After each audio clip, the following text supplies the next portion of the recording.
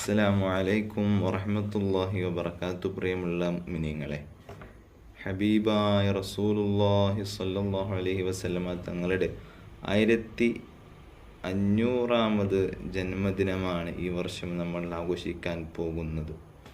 1499 വർഷങ്ങൾ പിന്നിട്ടു ഹബീബ് ഈ ഭൂമി ലോകത്തേക്ക് വന്നിട്ട് ഇനി 1500ാമത് വർഷമാണ് നമ്മൾ ആഘോഷിക്കുന്നത്. ഹബീബ് റസൂലുള്ളാഹി സ്വല്ലല്ലാഹു അലൈഹി വസല്ലമ തങ്ങളെ ഇത്ര കാലമായിട്ടും നാം എപ്പോഴും ഓർത്തുകൊണ്ടിരിക്കുന്നുണ്ട്. ഏതൊരു നേതാവിനെയാണ് നമ്മൾ ഇങ്ങനെ ഓർത്തിരിക്കുന്നത്?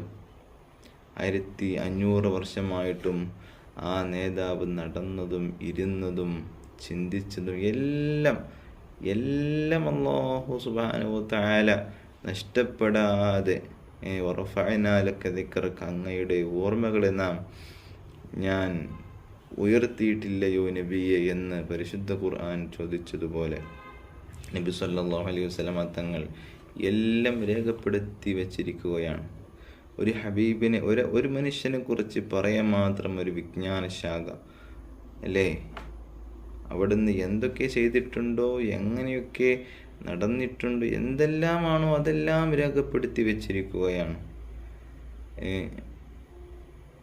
ഇങ്ങനെ ഏതൊരു നേതാവിനെ കുറിച്ചാണ് ഇങ്ങനെ രേഖപ്പെടുത്തി വെച്ചിട്ടുള്ളത്?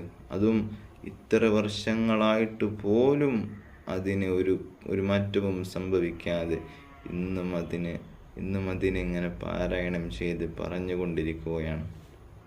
അതാണ് ഹബീബുനാ റസൂലുള്ളാഹി സ്വല്ലല്ലാഹു അലൈഹി വസല്ലം. ഇത് തന്നെ യഥാർത്ഥ ഒരു തെളിവല്ലേ? അപ്പോൾ നബി സല്ലല്ലാഹു അലൈഹി വസല്ലമ തങ്ങൾ അള്ളാഹുവിന് അത്രയും പ്രിയപ്പെട്ടതായതുകൊണ്ട് അള്ളാഹു സുബ്ഹാനഹു വ തആല അവിടുത്തെ ഓർമ്മകളെ അങ്ങ് ഉയർത്തി അങ്ങനെ കൊണ്ടുപോവുകയാണ് അല്ലേ? അതുകൊണ്ട് ഈ ഹബീബിനെ, ഒരു വിശ്വാസിയെ സംബന്ധിച്ചിടത്തോളം ഈ ഹബീബിനെ മനസ്സറിഞ്ഞ് സ്നേഹിക്കൽ, തിരുനബി ഹൃദയം നിറഞ്ഞ് സ്നേഹിക്കൽ അനിവാര്യമാണ്.